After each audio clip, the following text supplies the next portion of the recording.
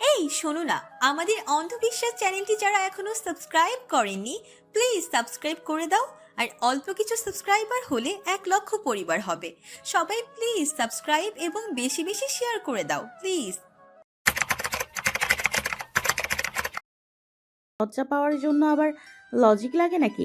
আবরার কোহলির গলদেশে ছোট ছোট চুম্বনীকে দিতে দিতে বলে। লাগে মাই ফাকিং স্কোয়াব। কোহলি কিছু বলতে যাবে তার আগে অনুভব করলো ওর পাতলা অধরখানায় উষ্ণতার স্পর্শ। কোহলির বুক ছলাৎ করে উঠল, শরীর শিউরে উঠল মুহূর্তেই। ছোট্ট বদনখানায় কম্পন যেন দ্বিগুণ বাড়ল। তবে কোহলি আজকে বাধা দিল না, বরং নিজের সবটা দিয়ে আবরারের সাথে তাল মেলালো। সময় বাড়তে থাকে, আবরারের যেন আরও ব্যাপরোয়া হতে থাকে। কোহলি যেন এবার হাঁপিয়ে গেল। নিঃশ্বাস নিতে এখন কষ্ট অনুভব করছে, তবু নিজেকে টেনে নিয়ে যাওয়ার চেষ্টা চালিয়ে যাচ্ছে। আবরারের শক্তপোক্ত হাতের আঁকাবাঁকা স্পর্শে মেয়েটা যেন নেতিয়ে পড়ছে। অনেক সময় গড়ালো কোহলিকে হাঁসফাঁস করতে দেখে আবরার এবার কোহলির ওষ্ঠদয় ছেড়ে দিল। পরপরই দুজনেই লম্বা করে শ্বাস নিল। কোহলির ছোট্ট বদনখানা যেন থর থর করে কাঁপছে। আবরারটা দেখে কোহলির ঠোঁটে হাত দিয়ে ম্লান করতে করতে বলল, you need to be stronger my fucking white rose. আবরারের সরাসরি এরকম কথা শুনে কোহলি যেন আরও লজ্জা পেল। আবরারের বুকে হালকা কিল দিয়ে বলল, অসভ্য মাফিয়া খালি আমাকে লজ্জা দেওয়ার বাহানা খুঁজেন, তাই না? আবরার মুচকে হেসে বলল, বিশ্বাস করো জান পাখি, তোমার লজ্জা মাখা ওই মুখখানা দেখতে এত মায়াবী লাগে যে আমি তোমার প্রেমে পড়তে বাধ্য হয়েছি। দুষ্টুমি করে আর কিছু? আবরার কোহলির চোখে চোখ রেখে বলে, জানো পাখি, এই পৃথিবীর ভিড়ে তোমার মতো করে আমাকে আর কেউ ছুতে পারে না, চুপচাপ নিঃশব্দে ঠিক হৃদয়ের ভেতরটা। আবরারের কথাগুলো শুনে কোহলির হৃদয়ে যেন আনন্দে ঢেউ বয়ে যাচ্ছে। নিজেকে আজকে পৃথিবীতে সব থেকে ভাগ্যবতী নারী মনে হচ্ছে। আবরার পুনরায় কোহলির মাঝে ডুব দিল। রাত যত গভীর হতে থাকে ওদের প্রণয় তত বাড়তে থাকে। আবরার পুরো ব্যাপরোয়া উন্মাদভাবে মেতে উঠে কোহলির মাঝে। মাতাল উন্মাদ ব্যাপরোয়া আবরারকে সামলাতে সীমাহীন ব্যাগ পেতে হচ্ছে কোহলিকে। হাতের নিগড় পীড়ায় আর চমন বর্ষণে অবস্থা কাহিল। কোহলির অস্ফুট শব্দ মিলিয়ে যায় কোথাও, শুধু কানে আসে আবরারের ভারিক্কি নিঃশ্বাসের আওয়াজ। অতপর সুন্দর আর শান্তির এক অসাধারণ মধুর রাত্রি। সকালে হালকা রোদ জানালার পর্দা ভেদ করে রুমে ঢুকতেই আবরারের ঘুম ভেঙে গেল। চোখ পিটপিট করে খোলার সঙ্গে সঙ্গে দেখে কোহলি ওর বুকের মধ্যে বিড়াল ছানার মতো লেপ্টে আছে। সাদা চুলগুলো গলা ঘাড়ে পড়ে আছে, আর সাথে ওর দেওয়া কালকে রাতের অসংখ্য আদরের চিহ্ন দেখে আবরারের ঠোঁট নিজে নিজে কামড়ে হাসল। মনের ভেতর অদ্ভুত উচ্ছ্বাস। কালকে রাতের অসংখ্য নরম আদরের চিহ্ন, নরম থেকে তীব্র ছোঁয়া, হালকা জড়ানো আর চোখের ছোটোখাটো খেলার ছল সব মিলিয়ে তাকে আজও হঠাৎ করে ধাক্কা দিল। আবরার ধীরে কোহলির কপালের উপর একটা গাঢ় চুম্বন এঁকে দিল। কোহলি না হালকা নড়ল, তবে উঠল না। আবরার উঠে ওয়াশরুমের দিকে যেতে যেতে ভাবল, মেয়েটা ঘুমাক, কালকে রাতে কম ধকল যায়নি ওর উপর দিয়ে। আবরার কিছুক্ষণ পর ওয়াশরুম থেকে বেরিয়ে এলো। পরনে শুধু একটা প্যান্ট আর কাঁধে ভেজা টাওয়াল। ভেজা চুলগুলো আলতো করে মুছতে মুছতে ড্রেসিং টেবিলের সামনেই দাঁড়িয়ে আবরার আয়নায় নিজের প্রতিচ্ছবি দেখল। সাথে সাথে ঠোঁট কামড়ে হাসি হাসল। কালকে রাতের স্মৃতি চোখের সামনে ভেসে উঠল। পুরো পিঠে ঘাড়ে কোহলির নখের ছোট ছোট চিহ্ন, ছোট ছোট দাগ, যা কালকের আদরের প্রমাণ হয়ে গেছে। এগুলো দেখেই আবরারের ভেতরে অদ্ভুত এক উত্তেজনা জাগলো। ধীরে ধীরে সে একটা আরামদায়ক টি শার্ট পরে নিল। কেউ দেখে না, শব্দ নেই, কেবল নিজেকে সামলে শিথিল করা মুহূর্ত।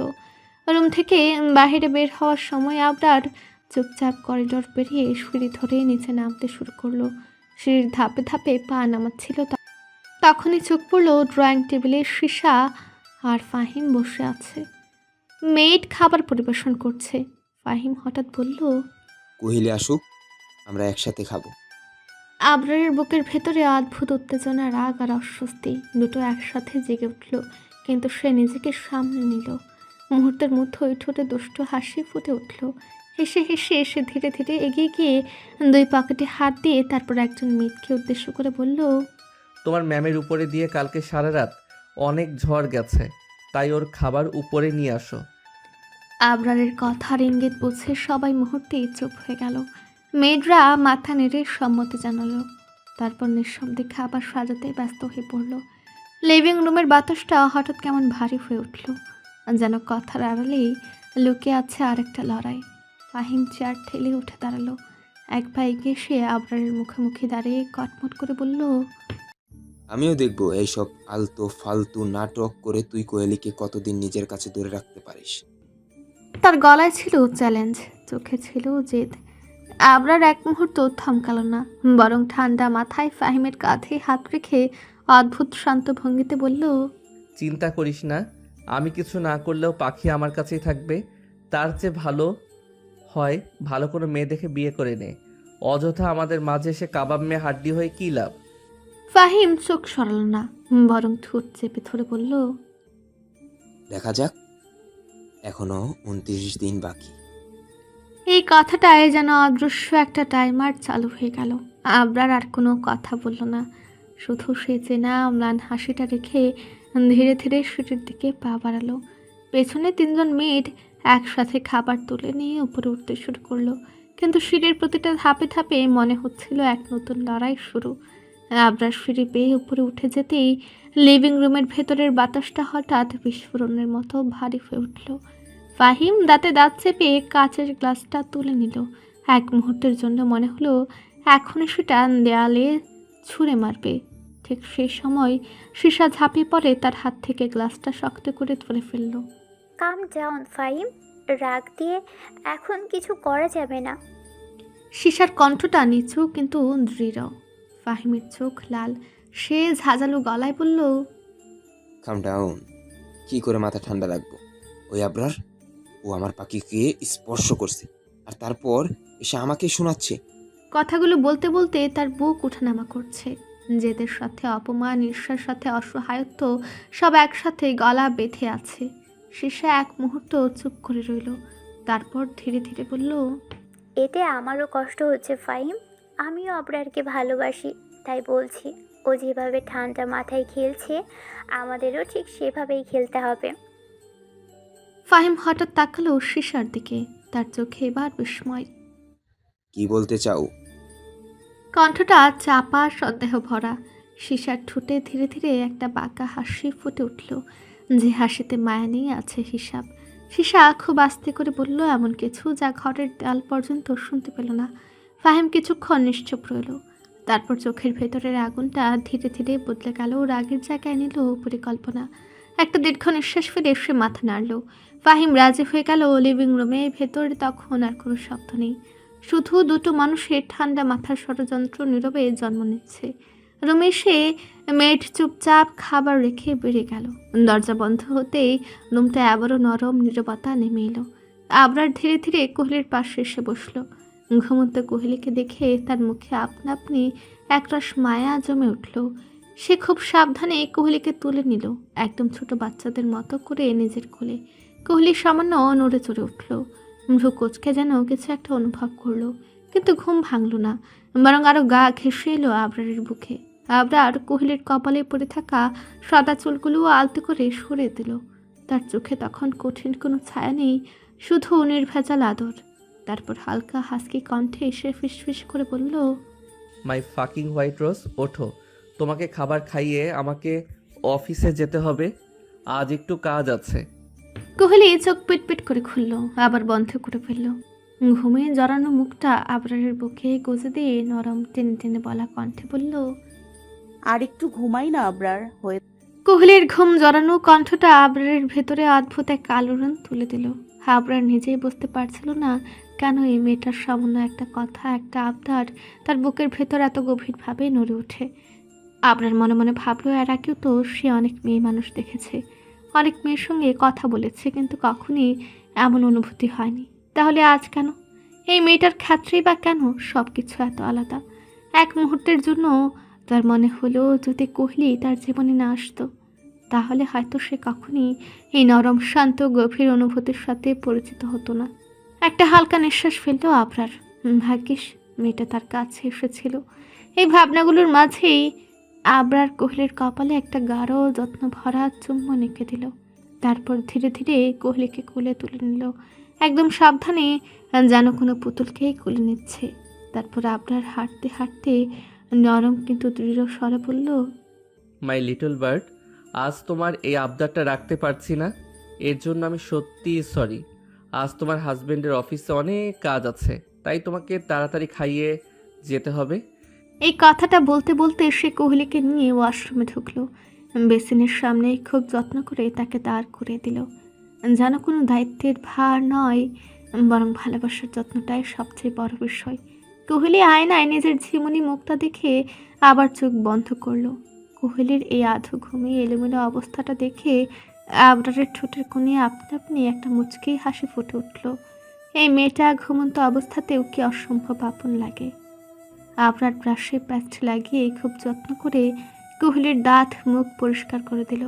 কোহলি তখনও ঠিকঠাক জেগে ওঠেনি, চুপচাপ ওর উপর ভরসা করে দাঁড়িয়ে আছে একদম শিশুর মতো। সব শেষ হলে আবার কোলে তুলে আবরার কোহলিকে নিয়ে এলো রুমে। ড্রেসিং টেবিলের সামনে বসে প্রথমে নরম কাপড়ে কোহলির মুখটা মুছে দিল, তারপর আঙ্গুল দিয়ে আলতো করে সাদা চুলগুলো গুছিয়ে নিতে লাগলো, যেন কোনো অমূল্য জিনিস সাজাচ্ছে। কিন্তু বিপত্তিটা বাঁধলো ঠিক তখনই, যখন চুল বাঁধার পালা এলো। আবরার একবার চেষ্টা করলো, তারপর আরেকবার। কখনো বেনি করতে গিয়ে জট পাকিয়ে ফেলেছে, কখনো খোপা বানাতে গিয়ে চুল এলোমেলো হয়ে যাচ্ছে। কয়েকবার চেষ্টা করেও কিছুতেই ঠিকঠাক হলো না। হিমশিম খেতে থাকা আবরারকে আয়নায় দেখে কোহলি হেসে উঠল, হালকা বিরক্তি আর মজা মেশানো গলায় বলল, আপনি পারবেন না, দিন আমি করছি। আবরার অবাক হয়ে চুল ছেড়ে দিল। কোহলি নিজের হাতে খুব স্বাভাবিক ভঙ্গিতে কয়েক সেকেন্ডের মধ্যে একটা পরিপাটি খোপা করে ফেলল। আবরার তাকিয়ে রইল একেবারে হতভম্ব, তারপর একটু ধীর স্বরে বলে উঠল, এটা যদি এত ইজি হয় তাহলে আমি পারলাম না কেন? কোহলি মুচকি হেসে খুব স্বাভাবিকভাবে বলল, এটা আপনার কাজ না, তাই পারেননি। এতে মন খারাপ করার কিছু হয়নি। কথাটা শুনে আবরার কিছু বলল না, শুধু মাথা নেড়ে কোহলিকে আবারও কোলে তুলে নিয়ে বিছানার ধারে বসল। খাবারের প্লেটটা টেনে নিয়ে নিজের হাতে করে কোহলিকে খাওয়াতে লাগলো। মাঝে মাঝে নিজেও দু এক লোকমা খাচ্ছে।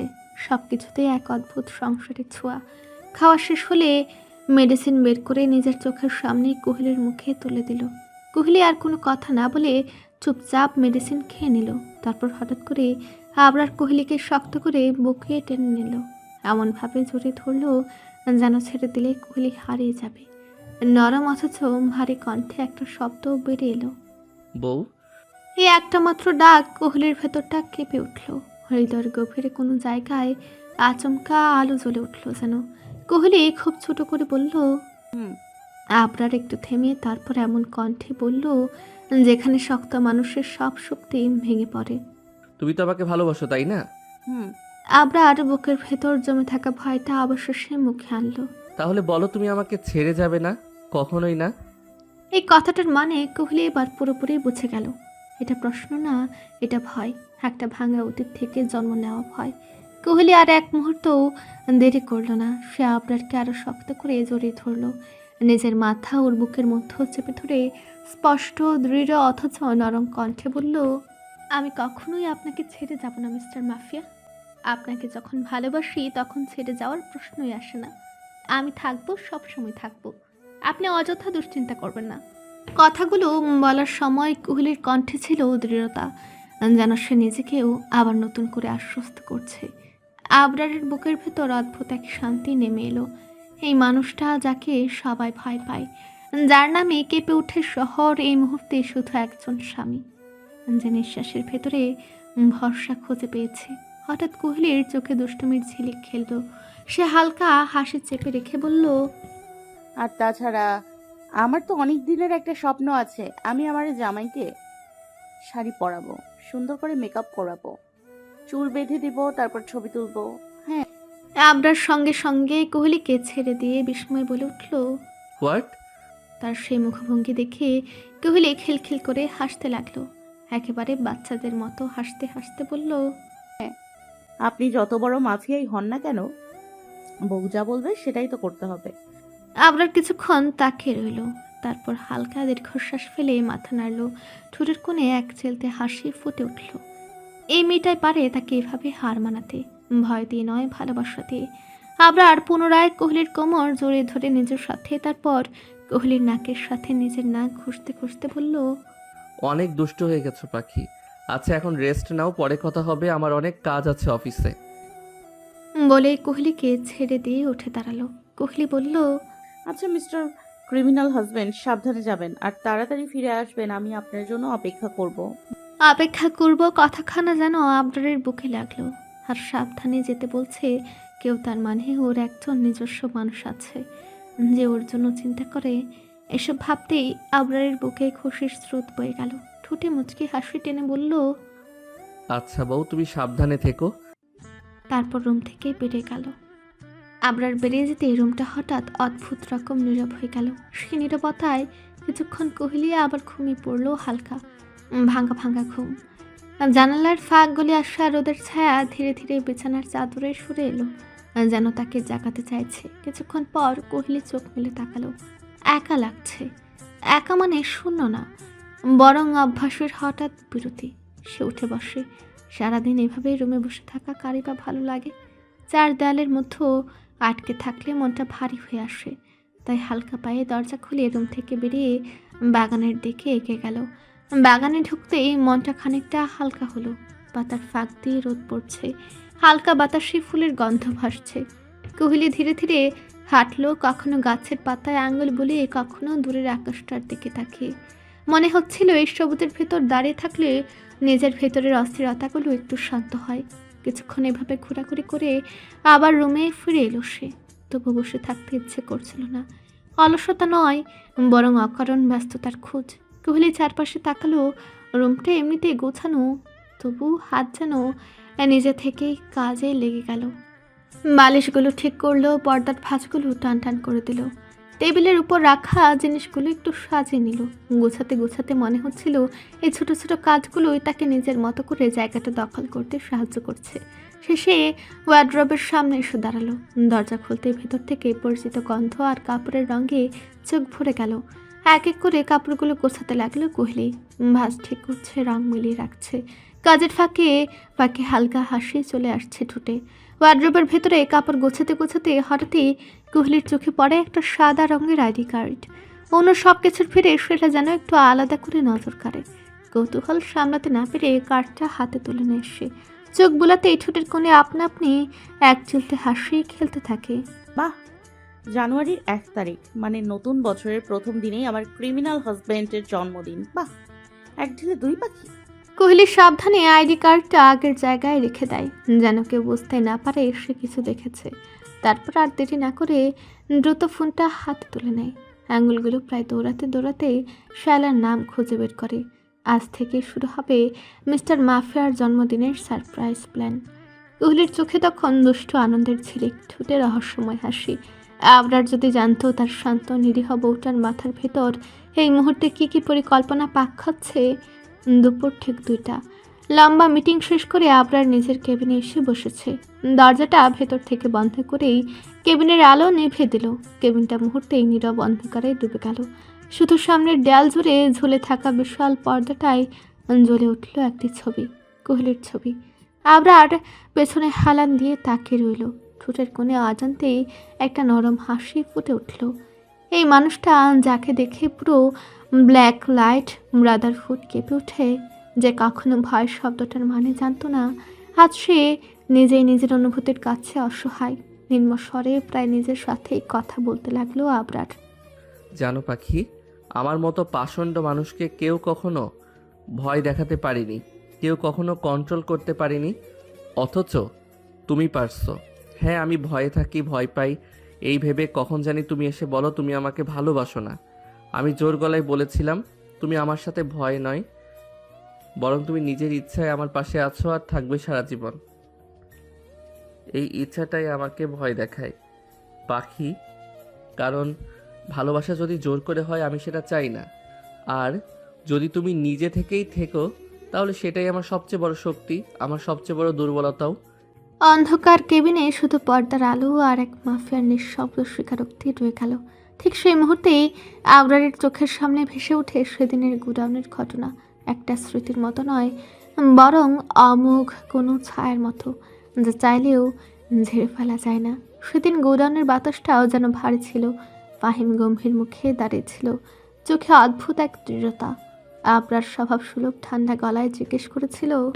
কি শর্ত?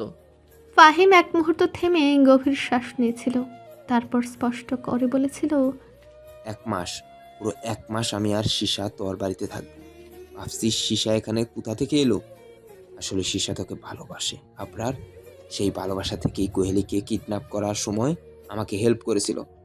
1 মাস আমি কোহেলির আশেপাশেই থাকবো। কোনো জুন নেই, কোনো ভয় দেখানো নেই। যদি কোহেলি আমাকে বেছে নেয় তাহলে তুই ওকে ছেড়ে দিবি, আর যদি তোকে বেছে নেয় তাহলে আমি চিরদিনের জন্য তোদের জীবন থেকে সরে যাব, অনেক দূরে। ডান। গোডাউনের ভিতরে তখন নিঃশব্দতা জমে উঠেছিল। আবরারের ঠোঁটের কোণে ধীরে ধীরে এক বাঁকা হাসি ফুটে উঠেছিল। সে হাসি অহংকারের নয়, আত্মবিশ্বাসের। এক শব্দে সে রাজি হয়েছিল। দরজায় নক করার শব্দটা যেন হঠাৎ করে বাস্তবে ফিরিয়ে আনলো আবরারকে। চিন্তার পর্দা সরিয়ে এসে উঠে দাঁড়ালো। কেবিনের অন্ধকার ভেঙে আলো জ্বলে উঠল। দেয়ালের লম্বা পর্দায় ভেসে থাকা কোহলির ছবিটা নিঃশব্দে অফ করে দিল সে। তারপর ধীরে অথচ কর্তৃত্বপূর্ণ কণ্ঠে বলল, কামিন। সাথে সাথে দরজা খুলে একজন দৌড়ে সে আবরারকে শক্ত করে জড়িয়ে ধরল। আবরার চমকে উঠল। বিরক্তি আর সতর্কতা একসাথে ঝাঁপে পড়ল তার মধ্যে।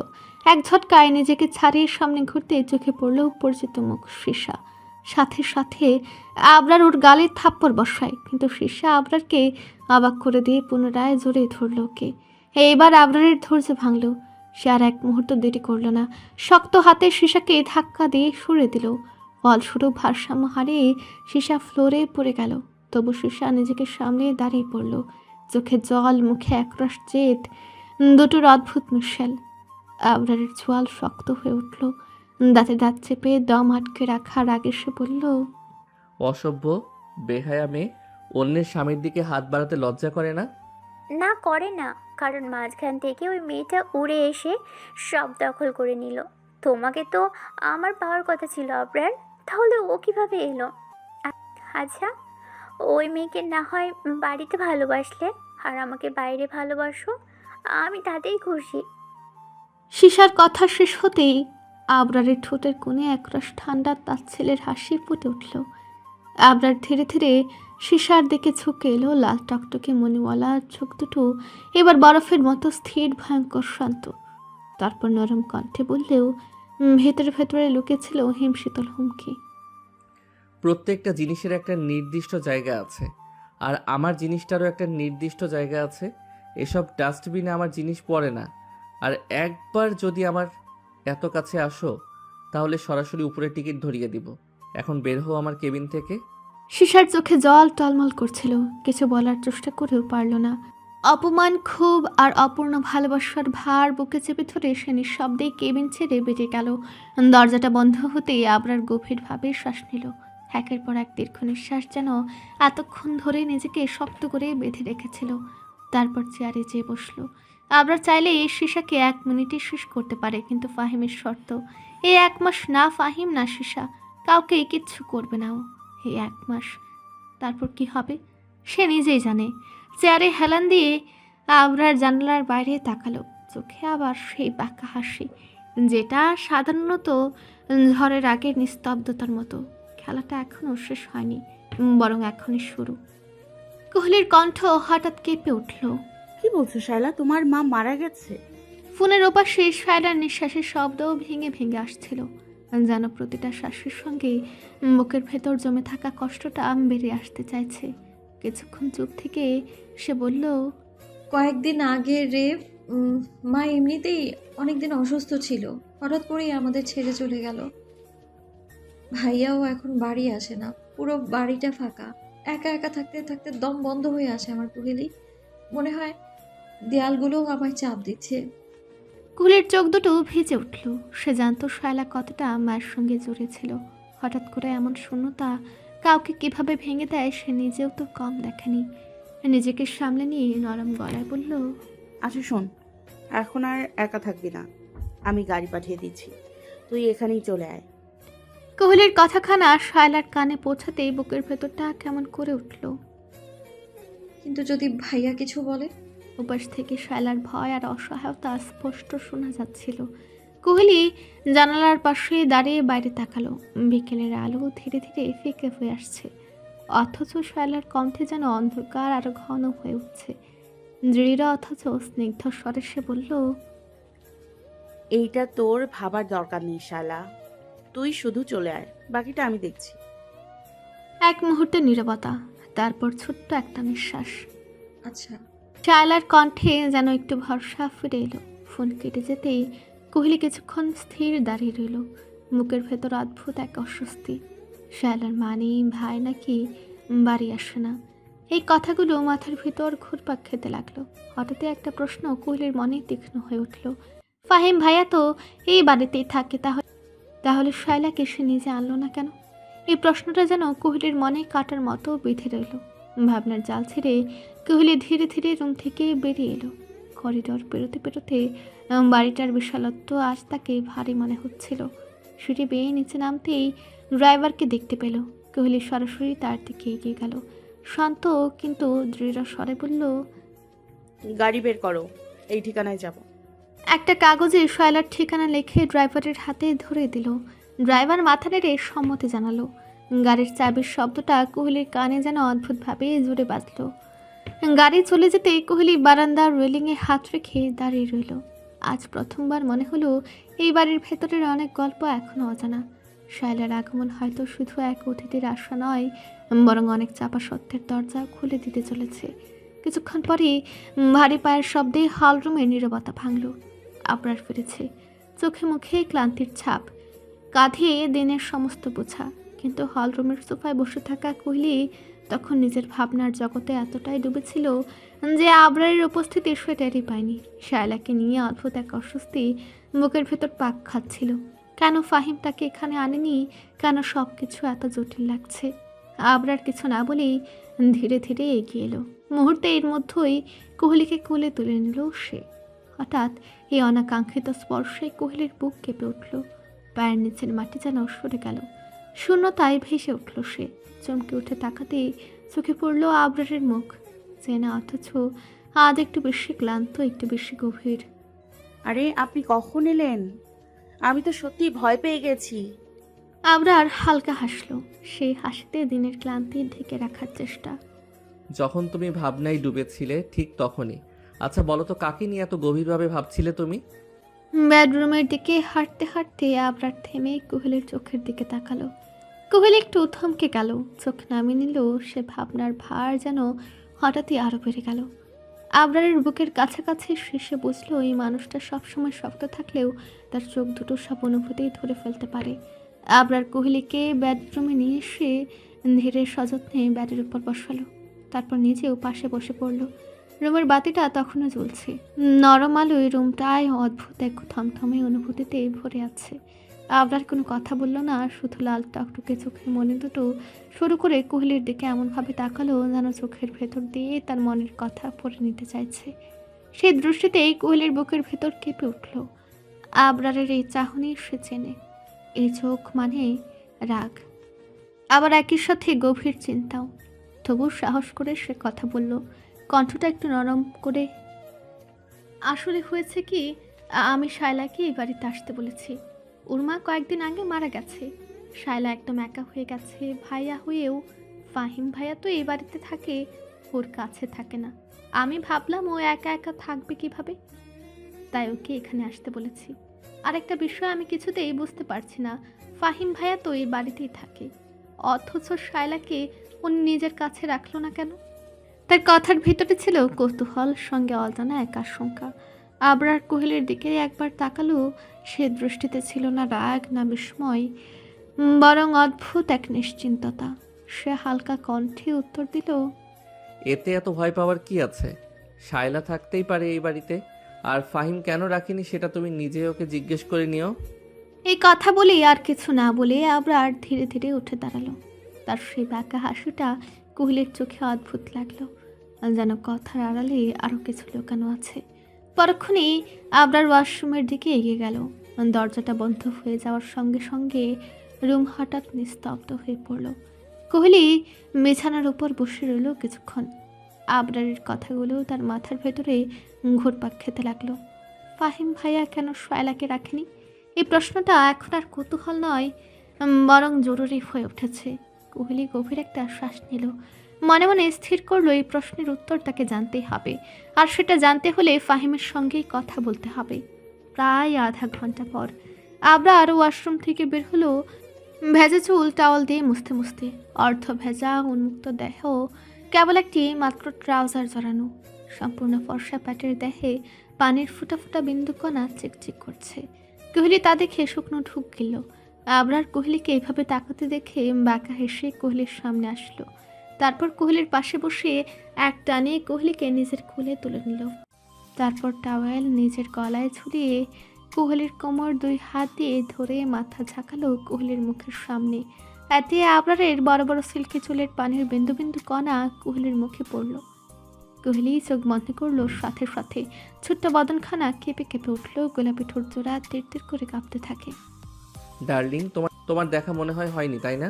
আচ্ছা, প্রবলেম নেই। আমি ট্রাউজার অত টাইট করে পরিনি, কোনো রকম লুজ করে পরেছি। তুমি চাইলে আমি খুলে দিতে পারি, তোমার দেখতে সুবিধা হবে। কোহলির সাথে সাথে চোখ খুলে তাকায়। আবরার দুষ্ট চোখে কোহলির দিকে তাকিয়ে বলে। কোহলির সাথে সাথে লজ্জা পেয়ে যায়, তবুও নিজেকে সংযত করে রাগ দেখানোর ভান করে বলল, ছি, আপনি এত লজ্জা ছাড়া কেন বলুন তো? যা তা বলে ফেলেন, মুখে লাগাম দেন। আবরার মিটিমিটি হেসে বলে, বউ, তুমি এরকম করে বলছো যেন এর আগে তুমি আমাকে প্যান্ট ছাড়া দেখোনি। কোহলি কান দুটো চেপে ধরে বলে, দোহাই লাগে আপনার, আপনি চুপ করুন। একটা মানুষ কিভাবে এতটা লজ্জা ছাড়ার ঠোঁটকাটা হতে পারে, আমি জাস্ট ভাবতে পারছি না। কোহলির কথা শুনে আবরার সাথে সাথে ইনোসেন্ট ফেস করে নিজের ঠোঁটে হাত দিয়ে বলে, এসব কি বলো বউ? আমার ঠোঁট তো একদম ভালো আছে। ফাটা কিভাবে হলো? তবে তুমি চাইলে একটা শক্ত কিস দিয়ে কেটে দিতে পারো ঠোঁট, আমি মাইন্ড করব না। আবরারের কথায় কোহলির গাল লাল টকটকে হয়ে যায় লজ্জায়, তবু অযথা রাগ দেখানোর ভান ধরে বলল, আপনি কি চুপ করবেন? লজ্জার শরম বলে কিছু নেই আপনার। আপনার সাথে আমি থাকবোই না, অসভ্য লোক। কথাগুলো বলে কোহলি উঠে দাঁড়িয়ে দ্রুত পা বাড়ালো দরজার দিকে, কিন্তু পরক্ষণে আবরার তার হাতটা শক্ত করে ধরে ফেলল। আবরারের চোখে তখন বিস্ময় আর তাড়াহুড়োর ছাপ। শোনো আমার হৃদয়ের মহারানী, এভা। কথাটা শেষ করার আগে হঠাৎ দরজায় ঠুক করে আওয়াজ পড়ল। দুজনে চমকে উঠল। মুহূর্তের জন্য রুমটা নিস্তব্ধ হয়ে গেল। আবরার আর কিছু না বলে ধীরে ধীরে কোহলির হাত ছেড়ে দিল। কোহলি গভীর নিঃশ্বাস নিয়ে দরজার দিকে এগিয়ে গেল। দরজা খুলতে দেখা গেল এক তরুণী মেয়ে মাথা নত করে নত চোখে দাঁড়িয়ে আছে। কি হয়েছে? কোহলি সংক্ষিপ্ত স্বরে জিজ্ঞেস করলো। মেয়েটা ভদ্রভাবে বলল, ম্যাডাম, আপনার বান্ধবী এসেছেন। এই কথা শোনা মাত্রই কোহলির মুখের ভাব বদলে গেল। আর এক মুহূর্ত দেরি না করে সে দৌড়ে বেরিয়ে গেল রুম থেকে। পায়ের শব্দ দ্রুত প্রতিধ্বনিত হতে লাগলো সিঁড়ির ধাপে ধাপে। সিঁড়ি দিয়ে নামতে নামতে তার বুকের ভেতরটা অজানা আশঙ্কায় ভারী হয়ে উঠল। নিচে পৌঁছে সে তাকিয়ে দেখলো ড্রয়িং রুমের সোফায় গুটিসুটি মেরে বসে আছে শায়লা। শায়লার মুখখানা অস্বাভাবিকভাবে ফ্যাকাশে, চোখ দুটো ফাঁকা, দৃষ্টি মেঝের দিকে স্থির, যেন শরীরটা এখানে কিন্তু মন কোথাও অনেক দূরে। কোহলির বুকটা ধক করে উঠল। শায়লা? কোহলির কণ্ঠস্বর কানে যেতেই শায়লা ধীরে ধীরে মাথা তুলল। ফ্যাকাশে মুখটার উপর ভর করে দু চোখে জমে থাকা ভয় আর ক্লান্তি স্পষ্ট হয়ে উঠল। সেই দৃষ্টিটুকু দেখা মাত্রই কোহলির বুকের ভেতর মুচড় দিয়ে উঠল। এক মুহূর্ত দেরি না করে কোহলি দৌড়ে গেল শায়লার কাছে। বসে থাকা শায়লাকে শক্ত করে জড়িয়ে ধরল সে, যেন অনেক দিনের জমে থাকা আতঙ্ক আর চিন্তাকে একসাথে বুকে চেপে ধরেছে। শায়লা, তুই ঠিক আছিস তো? এতদিন আমাকে কিছু বলিসনি কেন? আমি ফোন না দিলে তো জানতেই পারতাম না। শায়লা কোহলির বুকের কাছে মুখ লুকিয়ে মিনমিন করে বলল, ভাইয়াকে খুব ভয় লাগে আমার কোহেলি, যদি আবার কিছু বলে তাই তোকে বিরক্ত করিনি আমি।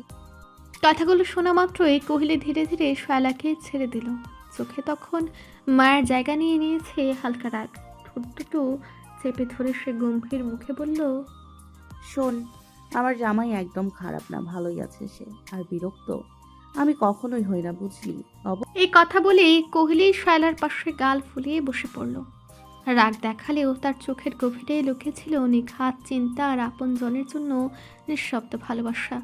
কোহলিকে এমন বাচ্চাদের মতো গাল ফুলিয়ে বসে থাকতে দেখে শায়লার ঠোঁটের কোণে হালকা একটা হাসি ফুটে উঠল। শায়লা আলতো গলায় বলল, আচ্ছা বাবা, সরি, আর এরকম কথা বলবো না। এবার সারাদিন রাত তোকে জ্বালাবো। এখন খুশি তো? কোহলি ভ্রু কুচকে তাকালেও ঠোঁট চেপে রাখা হাসিটা আর লুকিয়ে রাখতে পারল না। অবশ্যই। শায়লা একটু গা ঘেঁষে সে জিজ্ঞেস করলো, আচ্ছা, কি জন্য তুই আমায় ফোন করলি বলতো? আসলে তোর ভাইয়ার জন্মদিন তো, 1 জানুয়ারি, সেই নিয়েই একটু প্ল্যান করব ভাবছিলাম। শায়লার চোখে মুহূর্তেই কৌতূহল জ্বলে উঠল। আচ্ছা, তাহলে এখনই করবি? না রে, আগে তুই ফ্রেশ হয়ে খাবার খা, তারপর না হয় বসে গল্প করব। আরো অনেক কথা বাকি আছে তোকে বলার। আচ্ছা, আমি তাহলে ফ্রেশ হতে গেলাম, তারপর একসাথে খাবো। আচ্ছা। কোহলি সম্মতি জানালো। শায়লা ধীরে ধীরে গেস্ট রুমের দিকে এগিয়ে গেল। তার পায়ের শব্দ মিলিয়ে যেতে না যেতেই কোহলি কিচেনের দিকে ঘুরে দাঁড়ালো। বাড়িটা আবারও ধীরে ধীরে ভরে উঠছিল পরিচিত শব্দ আর আপনজনদের উপস্থিতিতে। 20 মিনিট পর ডাইনিং টেবিলের চারপাশে নরম আলো ছড়িয়ে পড়েছে। ফাহিমা শিশা এসে চুপচাপ বসলো টেবিলের একপাশে। ঠিক তখনই কিচেন থেকে বেরিয়ে এসে কোহলি বসলো ফাহিমের সামনের চেয়ারটায়। ফাহিম অবাক হয়ে তাকিয়ে হেসে বলল, আরে কোহেলি, তুমি কিচেনে এতক্ষণ কি করছিলে? কোহলি উত্তর না দিয়ে পাশে দাঁড়ানো এক মেয়েটার দিকে ইশারা করলো। খাবারগুলো টেবিলে পরিবেশন করতে বলার ইঙ্গিতে এক এক করে টেবিলে উঠতে লাগলো খাবারের পসরা। এই সবগুলোই শালার পছন্দের খাবার। শালা আসবে বলেছে, তাই কোহলি নিজে থেকেই মেয়েটকে এসব রান্না করতে বলে দিয়েছিল। কোহলি লক্ষ্য করেছিল ফাহিমের প্রতিক্রিয়া কেমন হয়, কিন্তু ফাহিম বিশেষ কোনো ভাব প্রকাশ না করেই চুপচাপ হাত বাড়িয়ে খেতে লাগলো। কোহলি একটু সাহস সঞ্চয় করে বলল, ভাইয়া একটা কথা বলার ছিল। বলো। ঠিক সেই মুহূর্তেই সিঁড়ির দিক থেকে পায়ের শব্দ শোনা গেল। আবরার এসে কোহলির পাশের চেয়ারে বসলো। অবাক করার বিষয়, আবরার কোনো কথা বলল না। কোহলি বুঝে গেল আবরার এখন কিছু বলার মুডে নেই। কোহলি আবার মুখ খুলল। ফাহিম ভাইয়া, শায়লা কোথায়? ঠিক সেই মুহূর্তেই শায়লা সিঁড়ির সামনে এসে দাঁড়ালো। সে থমকে দাঁড়িয়ে রইল, ডাইনিং টেবিলের দিকে তাকিয়ে। এই অদ্ভুত নীরবতার মাঝেই ফেটিক্স এসে এক চেয়ারে বসে পড়ল। ফাহিম এক মুহূর্তের জন্য তার চোখে অস্বস্তির ছাপ ফুটে উঠল, কিন্তু পরক্ষণে সে মুখে একটা কৃত্রিম হাসি এনে বলল, আসলে শায়লা বাড়িতেই আছে, মায়ের কাছেই তো থাকবে, আর কোথায় থাকবে? তুমি যে কি প্রশ্ন করো কোহেলি। কোহলি ধীরে ধীরে কপাল কুঁচকে তাকালো ফাহিমের দিকে। গলা ঠান্ডা রেখে সে প্রশ্ন করলো, সত্যি করে বলুন তো, আপনার মা বেঁচে আছেন? এই প্রশ্নে ফাহিম এবার আরো বেশি থতমত খেয়ে হাতটা মুহূর্তের জন্য থেমে গেল খাবারের মাঝপথে। সে খানিকটা বিরক্ত স্বরে বলল, এসব দিয়ে তুমি কি করবে? কোহলির চোখে তখন আর রাগ লুকানোর কোনো চেষ্টা নেই। সে এক নিঃশ্বাসে বলে উঠল, আপনি এই বাড়িতে আছেন, অথচ শায়লাকে ওই বাড়িতে রেখে এসেছেন কেন? ও তো আপনার বোন, তাহলে কেন এমন একটা সময়ে ওকে একা ফেলে রাখলেন, যখন আপনাকে ওর সব থেকে বেশি প্রয়োজন ছিল? আপনার মা মারা গেছেন, অথচ আপনি ওকে একা রেখে এই বাড়িতে চলে এলেন। এরকম কেন করলেন আপনি? ডাইনিং টেবিলের চারপাশে হঠাৎ নিস্তব্ধতা নেমে এলো। ফাহিম সবাইকে অবাক করে দিয়ে সম্পূর্ণ উল্টো প্রতিক্রিয়া দেখালো। সে ধীরে চেয়ারে হেলান দিয়ে ঠান্ডা গলায় বলল, মা মারা গেছে তো বোন দেখার দায়িত্ব কি আমার? না তো, আমি মাকে দেখেছি, ওকে আমি দেখতে পারবো না। আর আমি তো ওকে টাকা পাঠাবো বলছি, আর কি চাই? আপনি এই বাড়িতে আছেন অথচ ওকে ওই বাড়িতে রেখে আসছেন, এরকম কেন করলেন আপনি? আর তোমাকে এসব বলেছে? কি পরিমাণ জানোয়ার! ঠিক সেই মুহূর্তেই পেছন দিক থেকে ঝনঝন করে কিছু ভাঙার শব্দ ভেসে এলো। সবাই চমকে পেছনে তাকালো। সিঁড়ির কাছে রাখা ফুলদানিটা শায়লার দৌড়ের চাপে উল্টে পড়ে ভেঙে গেছে। শায়লা দাঁড়ায়নি। চোখে জমে থাকা জল আর বুকের ভেতরের চাপা কান্না নিয়ে সে দৌড়ে সিঁড়ি বেয়ে উপরে উঠে গেল। আবরার আর কোহলি বাদে বাকিরা সবাই হতভম্ব। কোহলি ধীরে ধীরে ফাহিমের দিকে তাকালো। তার চোখে তখন শুধু রাগ নয়, গভীর হতাশা। আপনার কাছ থেকে এটা আশা করিনি ভাইয়া, ছি। কোহলি উঠে যেতে উদ্যত হতে আবরার হঠাৎ তার হাত ধরে ফেলল। খাবার খেয়ে নাও পাখি, আর শাইলাকে এখন একা থাকতে দাও। ওর এখন একা থাকাটাই সবচেয়ে বেশি প্রয়োজন। কোহলি আর কিছু বলল না, ধীরে ধীরে চেয়ারে বসে পড়ল। ডাইনিং রুমে তখনও খাবার টেবিলে সাজানো, কিন্তু কেউ আর খেতে পারছিল না, কারণ আজ এই বাড়িতে শুধু ফুলদানি নয়, ভেঙে গেছে সম্পর্ক, ভেঙে গেছে দায়িত্ববোধ, আর সবচেয়ে বেশি ভেঙে গেছে একটা মেয়ের বিশ্বাস। রাত 11টা, ছাদের রেলিং ঘেঁষে দাঁড়িয়ে আছে শায়লা। দু হাতে শক্ত করে রেলিং আঁকড়ে ধরে সে নীরবে অশ্রু বিসর্জন দিচ্ছে। চোখের জল গড়িয়ে পড়ছে ঠান্ডা বাতাসে, কারণ নজরেও না পড়া এক নিঃশব্দ কান্না। ডিসেম্বরের কনকনে শীত চারদিকটাতে আরও নির্দয় করে তুলেছে। আকাশের চাঁদটা আজ যেন লুকোচুরি খেলছে, ঘন মেঘের আড়ালে ঢাকা পড়ে আছে, ঠিক যেমন শায়লার জীবনের আলোটা হঠাৎ করেই ঢেকে গেছে অন্ধকারে। তার গায়ে কোনো শাল নেই, ঠান্ডায় শরীর বারবার কেঁপে উঠছে, লোম দাঁড়িয়ে যাচ্ছে, দাঁত কাঁপছে, তবু সে সেদিকে একবারও খেয়াল করছে না। শীত নয়, তাকে পোড়াচ্ছে ভেতরের শূন্যতা। মাথার ভেতরে শুধু ঘুরপাক খাচ্ছে কিছু কথাই। ভাইয়া কিভাবে এসব বলতে পারে? কিভাবে ও আমাকে এতটা অবহেলা করতে পারে? যে ভাইয়াকে সে মনে প্রাণে ভালোবেসেছে, যার ছায়ায় নিজেকে সবসময় নিরাপদ ভেবেছে, সে কিভাবে তাকে নিজের বোঝা মনে করতে পারে? এই প্রশ্নগুলোর উত্তর খুঁজতে খুঁজতে শায়লার বুকের ভেতরে ভারী হয়ে আসে। কান্নাটা আর চাপা থাকে না, ঠান্ডা বাতাসের সঙ্গে মিশে যায় তার হাহাকার। ঠিক তখনই হঠাৎ কেউ আলতো করে তার কাঁধ ছুঁয়ে দেয়। পরক্ষণেই উষ্ণ একটা শাল এসে জড়িয়ে যায় তার শরীরের চারপাশে। শায়লা চমকে ওঠে। এই শীতে, এই নীরব রাতে কে এলো তার ভাঙা মনটাকে ঢেকে দিতে? শায়লা তাকে দেখে ফেটিক্স। কান্নায় ভেজা কণ্ঠে শায়লা প্রশ্ন করল, আপনি আপনি এখানে কি করছেন এত রাতে? ফেটিক্স কোনো উত্তর দেওয়ার আগে একবার শায়লার দিকে ভালো করে তাকালো। উজ্জ্বল শ্যামলা বর্ণের মেয়েটার মুখটা কান্না করতে করতে একেবারে এলোমেলো হয়ে গেছে। চোখ দুটো লাল পানিতে ভিজে চকচক করছে, ঠোঁট কাঁপছে, মুখটা অস্বাভাবিক রকম ফ্যাকাশে লাগছে। দৃশ্যটা তাকে অস্বস্তিতে ফেলে দিল। ফেটিক্স গভীর একটা দীর্ঘশ্বাস ফেলল, তারপর স্বাভাবিক কিন্তু নরম স্বরে বলল, একই বাড়িতে থাকছি যখন, তখন কেউ যদি এভাবে কান্না করে তাহলে কি আর শান্তিতে ঘুমানো যায়? শায়লা একটু নিচের দিকে তাকালো, আঙুল দিয়ে শালের এক কোণা চেপে ধরে মিনমিন করে বলল, কিন্তু আপনি কিভাবে জানলেন আমি কান্না করব? ফেটিক্স হালকা হেসে ফেলল। সে হাসিতে উপহাস ছিল না, ছিল একরকম বাস্তব বোঝাপড়া। মেয়েরা আবেগে, আমার জানার মতে। আর তোমার ভাই আজ যেভাবে কথা বললো, ওরকম বড় কথা শোনার পর তুমি কান্না করবে, এটা তো নিশ্চিত ছিল। শায়লা আর কিছু বলল না, চোখের পানি আবার ঘুরে পড়ল। কিন্তু এবার সে কান্নার ভেতরে একটু হলেও ছিল কেউ বুঝেছে, কেউ দেখেছে। ছাদের ঠান্ডা বাতাস তখনও বইছে। ফেটিক্স কিছুক্ষণ চুপ করে শায়লার পাশে দাঁড়িয়ে রইল, তারপর হঠাৎই ভাঙা নীরবতার ভেতর প্রশ্নটা ছুড়ে দিল, আচ্ছা, তোমরা মেয়েরা কান্না করে কি পাও বলো তো? কান্না করলে কি সব সমস্যা মিটে যায়? শায়লা ধীরে ধীরে মুখ তুলল, ঠোঁটের কোণে একরাশ তাচ্ছিল আর ব্যথা মেশানো হাসি ফুটে উঠল। চোখ দুটো তখনও ভেজা। তারপর শান্ত অথচ ভাঙা স্বরে বলল, নারীর সবচেয়ে বড় দুর্বলতা হচ্ছে তার কান্না, কারণ সে কান্না লুকিয়ে রাখতে পারে না। আসল সত্যি বলতে কি, আমি ভাইয়াকে অনেক বেশি ভালোবাসি, খুব বেশি। হয়তো সেই জন্যই আজ এইসব হচ্ছে। আমি মনে হয় কারো ভালোবাসার যোগ্য রই, না হলে আমি যখন ভাইয়াকে এতটা ভালোবাসি আর সে আমাকে বোঝা কি করে মনে করে? এই প্রশ্নের কোনো উত্তর নেই। এই সত্যটা প্রশ্ন করার ভঙ্গিতে লুকিয়েছিল। হঠাৎ করে ফেটিক্স এমন একটা কাজ করে বসলো যার জন্য শায়লার কোনো প্রস্তুতি ছিল না। এক ঝটকায় সে শায়লাকে নিজের বুকে টেনে নিয়ে শক্ত করে জড়িয়ে ধরল। শায়লা হতভম্ব হয়ে গেল, শরীরটা মুহূর্তের জন্য শক্ত হয়ে গেল। কান্নায় ভেজা চোখ দুটো বিস্ময়ে বড় হয়ে উঠল। এতক্ষণ যেই মানুষটা দূরে দাঁড়িয়ে তার কষ্ট শুনছিল, সে হঠাৎ এত কাছে, এতটা কাছাকাছি কেন? ফেটিক্সের বুকের ভেতর থেকে গভীর একটা নিঃশ্বাস বেরিয়ে এলো। কণ্ঠটা ছিল নরম কিন্তু দৃঢ়। তারপর ধীরে ধীরে বলল, জানো, যেদিন তোমাকে প্রথম দেখেছিলাম সেদিন আমার ভালো লেগেছিল, কিন্তু আমি বলতে পারিনি। কিভাবে বলবো, কখন বলবো কিছু বুঝতে পারিনি। আজ এই সময়ে যখন তুমি একদম ভেঙে পড়েছ, আমি শুধু তোমার পাশে থাকতে চাই শ্যামবতী। প্লিজ আমাকে দূরে সরিয়ে দিও না।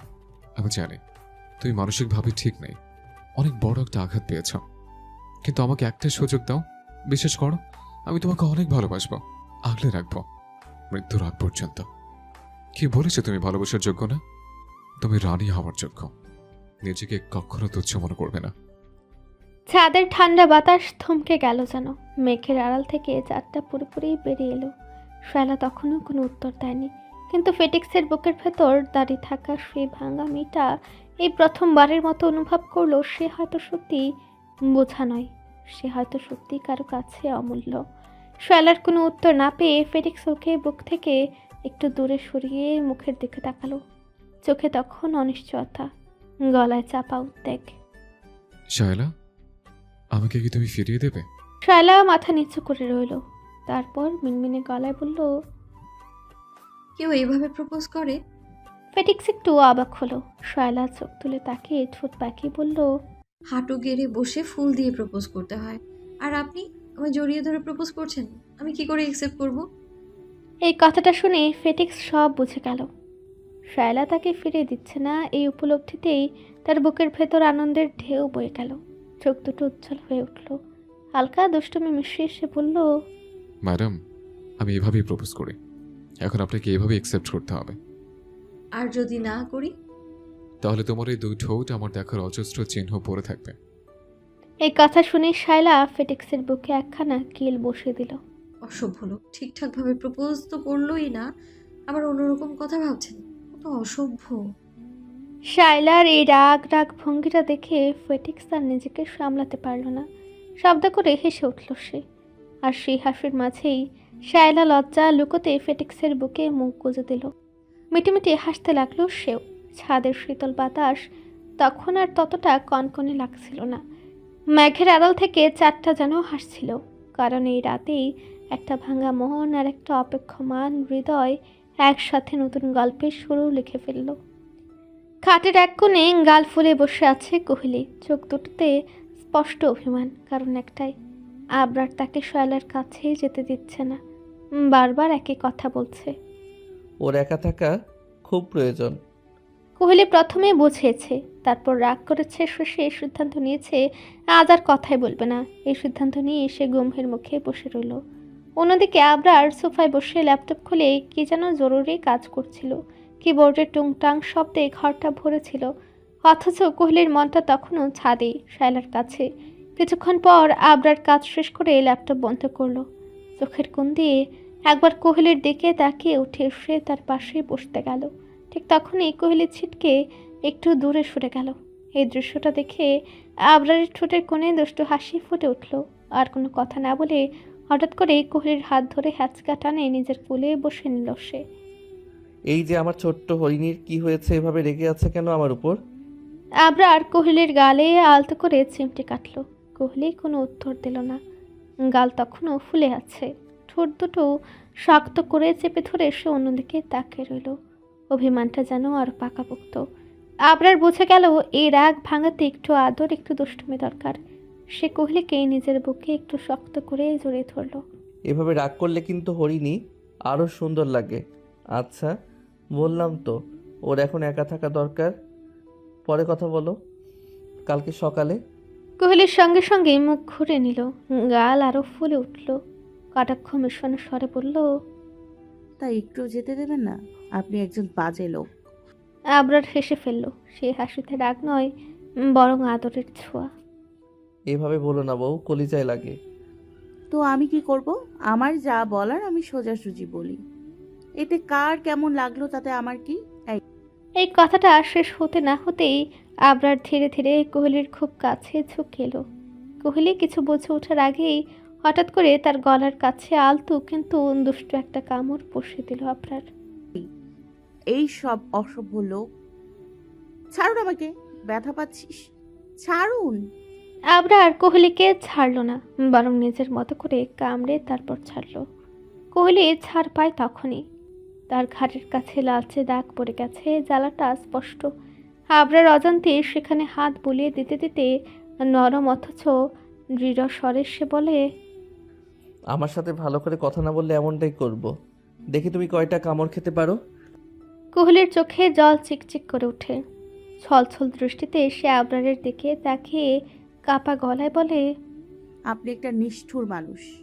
আবরার এক মুহূর্ত চুপ করে থাকে, তারপর গভীর দৃষ্টিতে কোহেলির চোখের দিকে তাকিয়ে ঠোঁটের কোণে হালকা হাসি টেনে বলে, আমি জানি বউ, নতুন কিছু বলো। এই কথায় কোহেলির রাগ যেন আরো বেড়ে যায়। সে ফুঁসতে ফুঁসতে বলে, মন চাচ্ছে আপনার ওই চুলগুলো টেনে ছিঁড়ে দিই। আমাকে খালি কষ্টই দেন। ছাড়ুন আমাকে, আমি নামবো। কোহলির কণ্ঠে তখন শুধু রাগ নয়, ছিল অভিমান, অসহায়তা আর ভালোবাসার চাপা আর্থি। আবরার কোহলিকে ছাড়লো না, বরং আরো শক্ত করে ধরে বলল, কোথায় যাবে এত রাতে শুনি? জাহান নামের চৌরাস্তায়, ছাড়ুন। আচ্ছা, আমি না হয় খুন খারাপ কাজ করি, তুমি তো পবিত্র মানুষ, তাহলে তুমি কেন জাহান নামে যাবে? বউ, তুমি চাইলে কিন্তু এখানে বসে কলা খেতে পারো। রাগে কোহলির মুখটা লাল হয়ে আছে, দাঁত কিরমির করে সে বলল, আপনার সাথে কথা বলাই বেকার, একদম অসভ্য লোক। আর কথাই বলবো না আপনার সাথে। আবরার চোখ টিপে হেসে ফেলল। সে নির্লজ্জ ভঙ্গিতে বলল, আচ্ছা, কথা বলতে না, এমনিতেও আমার কথার চেয়ে কাজই বেশি পছন্দ। চলো তাহলে কাজ শুরু করি। না, আমার মুড নেই। তো আমাকে 5 মিনিট দাও, মাই ফাকিং স্কোয়াব। তোমার মোড ঠিক করে দেওয়ার দায়িত্ব পুরোপুরি আমার। তখন শুধু বলবে, প্লিজ আবরার আমাকে আপনার করে নেন। মিস্টার ক্রিমিনাল হাজব্যান্ড, আমি কিন্তু এখনো রেগে আছি।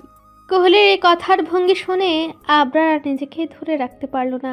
ঠোঁটের কোণে মুচকে হাসি ফুটে উঠল। তারপর কোহলির মতো ভঙ্গি করে বলল, মাই ফাকিং স্কোয়াব, আমি কিন্তু তোমাকে আদর করে তোমার রাগ ভাঙিয়ে দিব। আবরার ওর মতো করে কথা বলছে এটা দেখে কোহলি খেলখেল করে হেসে দিল। তাহলে কি ম্যাডামের রাগ কমছে? আপনি ওই রকম মানুষ যা আপনার উপরে সারাদিন রাগ করে থাকবো? আচ্ছা, তাহলে এখন তো আদর করতেই পারি, তাই না? না, আজকে আগে বলতে হবে যে আপনি আমাকে ভালোবাসেন, তাহলে অবশ্যই আমি আপনাকে অনুমতি দিব, নয়তো আপনাকে আজকে খাটের তলায় রেখে দিব। আবরারের কথায় কোহলির শরীরের লোম দাঁড়িয়ে যায়, তবুও নিজেকে যথাসম্ভব সংযত করে দৃঢ় কণ্ঠে বলে, খান সাহেব, আমি কিন্তু আপনার সাথে মজা করছি না, আমি সত্যি বলছি। আপনি আমাকে এখনো ভালোবাসি শব্দটা বলেননি, এতে আমার মন খারাপ হয়। প্রত্যেকটা মেয়ে চাই তার হাজব্যান্ড তাকে ভালোবাসি শব্দটা বলুক। এই জিনিসটা হৃদয়ের আনন্দের স্রোত বয়ে যায়। আবরারের খারাপ লাগলো এই শব্দ ও ভেতর থেকে বলতে পারে না। কোহলিকে আরো কাছে টেনে কপালে কপাল থেকে হাসকি কণ্ঠে ফিসফিস করে ডাক দিল, বউ, হুম, তুমি তো জানো, বলো, তোমার হাজবেন্ড আর 5টা মানুষের মতো বেড়ে ওঠেনি। তোমার হাজবেন্ড আর অন্য মানুষের বেড়ে ওঠার মধ্যে তফাৎ আছে, আকাশ পাতাল। আমি এই শব্দটা মন থেকে বলতে পারি না, কেমন জানি লাগে, মন থেকে আসে না।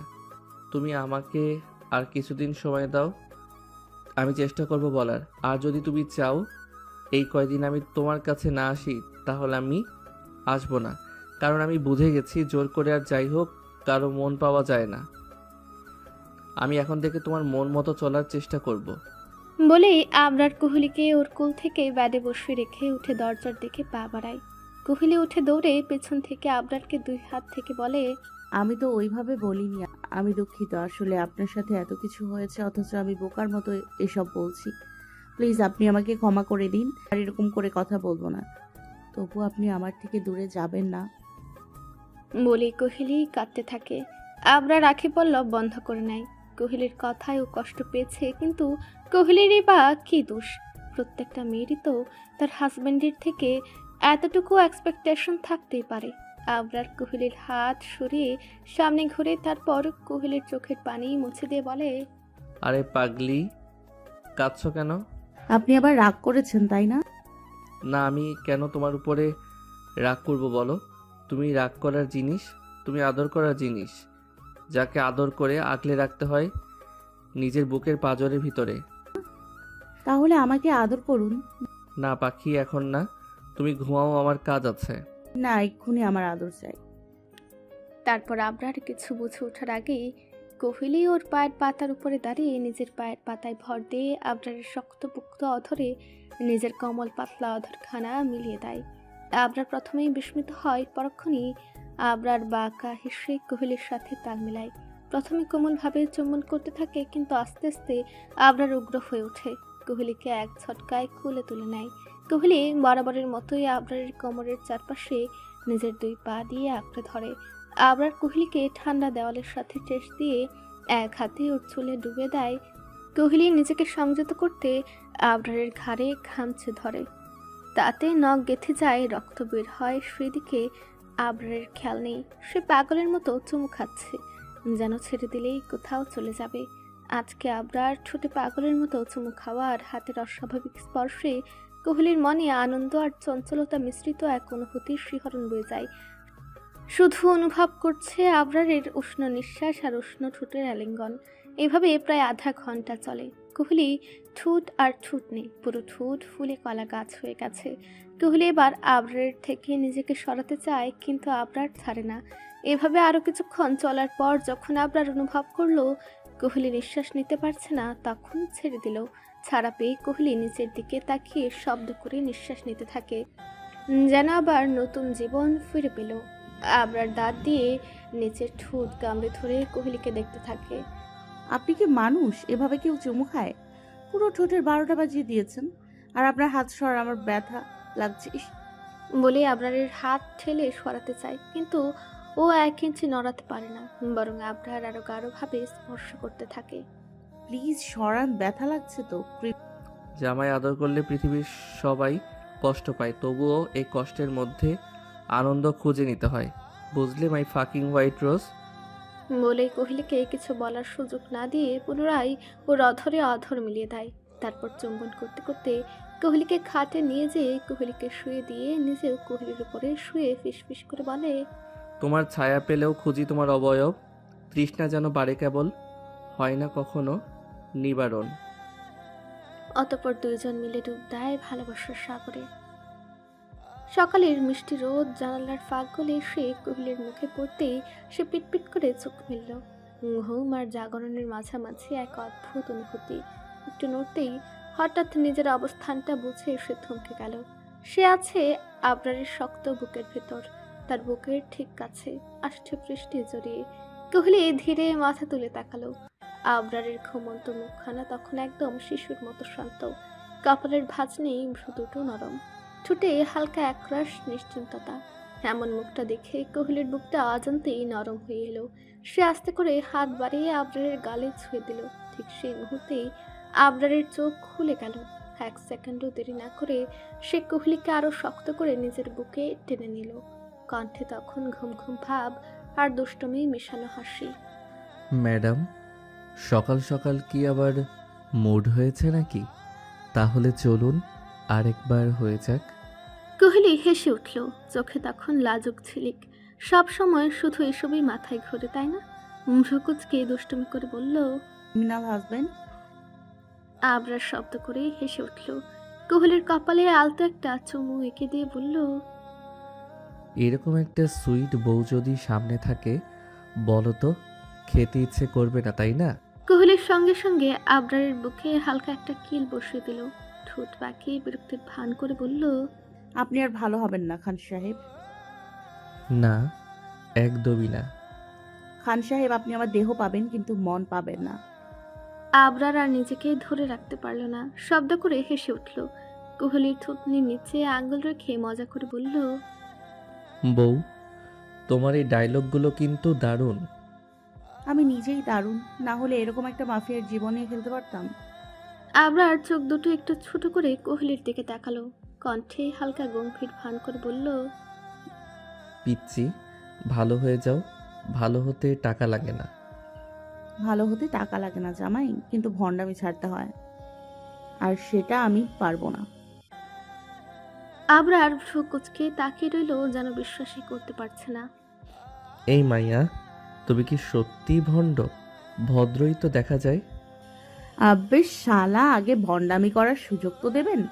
এতদিন ভয় পাইতাম, এখন তো আর পাই না, এখন করব।